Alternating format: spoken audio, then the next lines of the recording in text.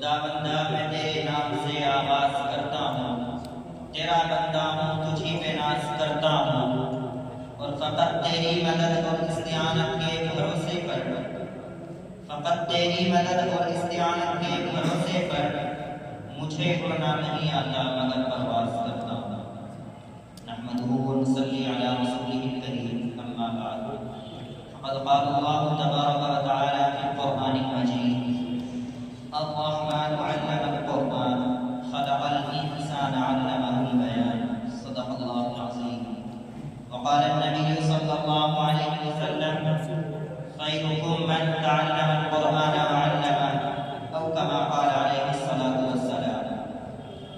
معزز سامعین کرام، رفقائے درس اور عزیز طلباء، اللہ تبارک و تعالیٰ کا عظیم احسان ہے کہ اس نے ہمیں یہ متبرک اور بابرکت موقع عنایت فرمایا ہے۔ جیسا کہ آپ حضرات بخوبی واقف ہیں کہ آج کا یہ ہمارا عظیم شان پروگرام جو بزم صوت القرآن کا اختتامی پروگرام ہے، جو ہر سال کی طرح اس سال میں منعقد کیا گیا ہے، اور الحمدللہ ہماری یہ بزم ہر سال ترقی کی طرف گامزن ہے، اور ہماری یہ بزم 4 سال سے لگاتار اپنا کام بخوبی انجام دے رہی ہے۔ دعا کیجیے اللہ تبارک و تعالی ہماری اس بزم کو مزید ترقیات سے نوازے۔ سامعین کرام، 11ویں شب کی تاریکیوں میں جگنوؤں کی نورریز جگمگاہٹوں اور موسم بہار کی لہلہاتی ہوئی شادابیوں کے ساتھ آپ حضرات کا اس بزم میں آنا مبارک ہو، اور میں اپنے تمام ہی مہمانان اعزام اور اساتذہ کرام کا تہہ دل سے شکر گزار ہوں کہ آپ حضرات نے اپنا کار قیمتی چھوڑ کر اور اپنی تمام ہی مشغولیات کو بالائے طاق رکھ کر ہماری بزم کو رونق بخشی ہے۔ اللہ تبارک و تعالیٰ آپ کے آنے کو بے حد قبول فرمائے اور آپ حضرات کو اس کا نعمت بدل عنایت فرمائے۔ آئیے حضرات، جیسا کہ آپ حضرات بخوبی واقف ہیں کہ ہمارے اکابر اور علماء کرام کا یہ شیوا اور طریقہ کار رہا ہے کہ جب بھی وہ اپنی کسی نورانی مجلس کا آغاز کیا کرتے ہیں تو خالق دو جہاں کی اعلیٰ ترین کتاب یعنی قرآن مقدس سے اس کا آغاز کیا کرتے ہیں۔ حضرات، اس دنیا رنگ و بو میں جتنی بھی آسمانی کتابیں نازل کی گئی ہیں، ان سب میں سب سے اکمل، سب سے اجمل، سب سے افصاح، سب سے بہتر اور سب سے احسن کتاب قرآن کریم ہے، اور اس کی افضلیت اور حقانیت کا اعلان اللہ تبارک و تعالیٰ نے جا بجا ارشاد فرمایا ہے۔ چنانچہ کہیں فرمایا ذالک الکتاب لا ریب فیہ، تو کہیں فرمایا انا نحن نزلنا الذکر وانا لہ لحافظون، تو کہیں فرمایا لو انزلنا هذا القرآن على جبل لرأيته خاشعا متصدعا من خشیۃ اللہ۔ تو لیجیے، مخصوص لہو لہجے میں قرآن کریم کی تلاوت باسعادت پیش کرنے کے لیے میں مدعو کر رہا ہوں قاری محمد اظہار صاحب باغپتی کو موصوف تشریف لائیں اور ترتیلاً تلاوت کلام اللہ پیش فرمائیں شعر کے ساتھ کہ قرآن کی تلاوت سے آغاز ہو محفل کا، قرآن کی تلاوت سے آغاز ہو محفل کا، اس نور سے پا جائیں ہم راستہ منزل کا۔ موصوف تائزہ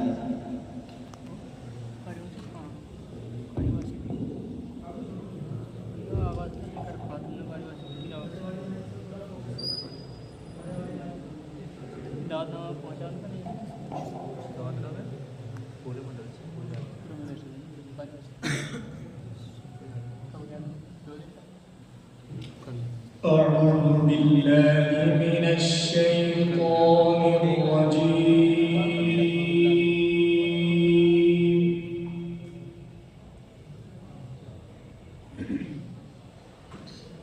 بسم الله الرحمن الرحيم،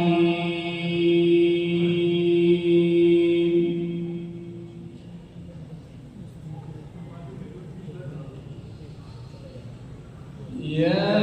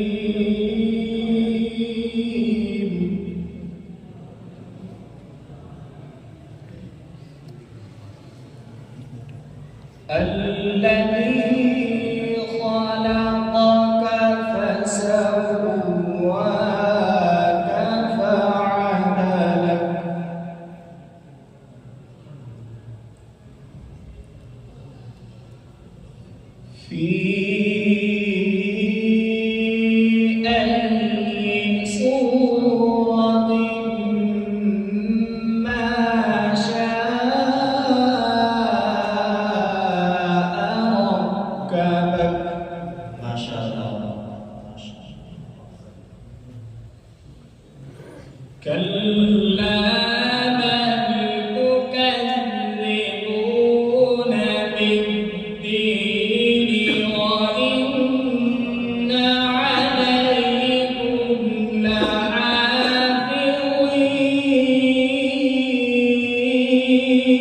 لحافظين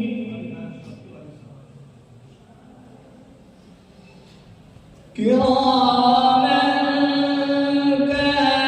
كاتبين يعلمون ما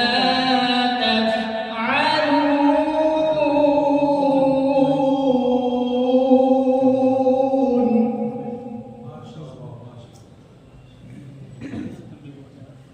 إن الأبرار لفي نعيم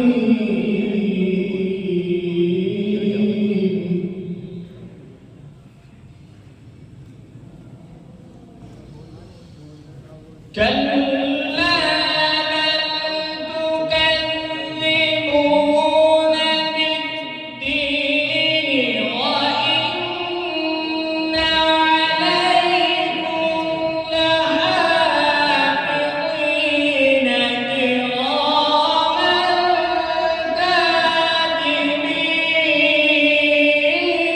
كاتبين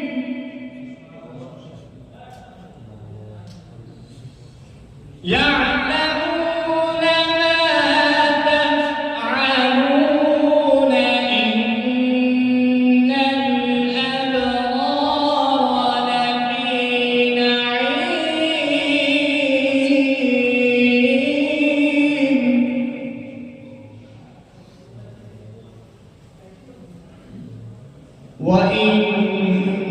وإن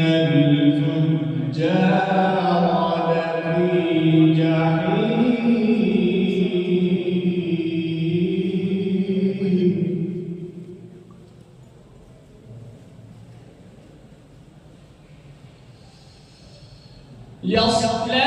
يصلونها يوم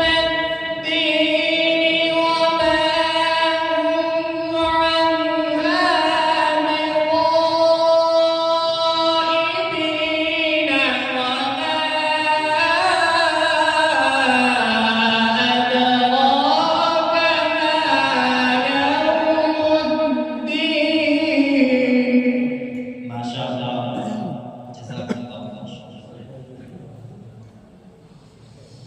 ثم ما أدراك ما يوم الدين يوم لا تملك نفس لنفس شيئا أحسنت ما شاء الله والأمر يومئذ لله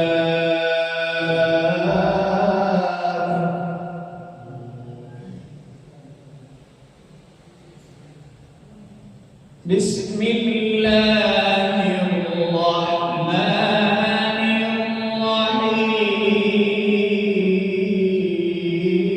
الرحيم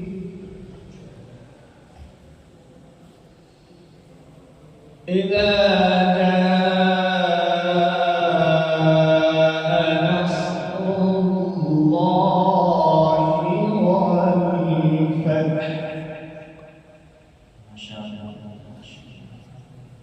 شاء الله والأمر يومئذ لله بسم الله الرحمن الرحيم إذا جاء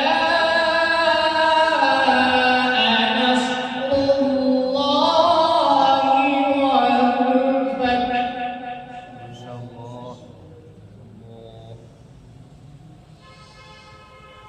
ورأيت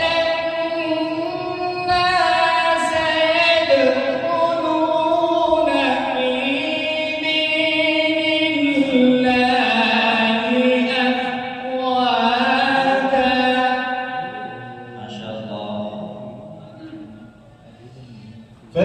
بحمد ربك واستغفر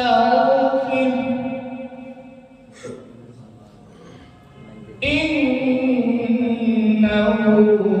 كان توابا. صدق